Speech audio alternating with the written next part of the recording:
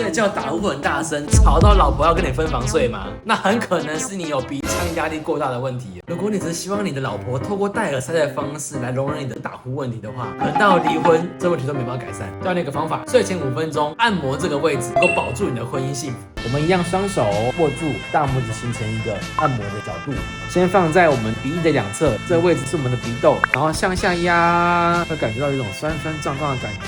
你可以做一个轻度的揉动，顺着我们的鼻沟的位置向上按，按起来都很酸痛，很有感觉的，能够放松它已经紧绷很久的筋膜。按摩4个点就够了。第一个是在两侧的鼻窦往上这里，再往上到这里，最后面是在这里这个位置。在呼吸的时候，都是过鼻腔的方式来做气血的进出。我们的鼻中隔周边的筋膜反复在吸气吐气的时候，它会一直不断的收缩，但是我们却很少去按摩这个位置，压力比较大的时候，鼻腔压力会变大，所以在这个时候打呼会特别大声。按摩完这个区块，你会发现鼻腔很舒服、很放松，打呼的声音会变得很小，甚至完全消除。每天只要透过这个方式按摩5分钟的时间，就可以改善打呼很大声的问题。想要知道更多解决打呼的方法吗？加我的 Line， 教你更详细的方法。关注小林，打呼归零。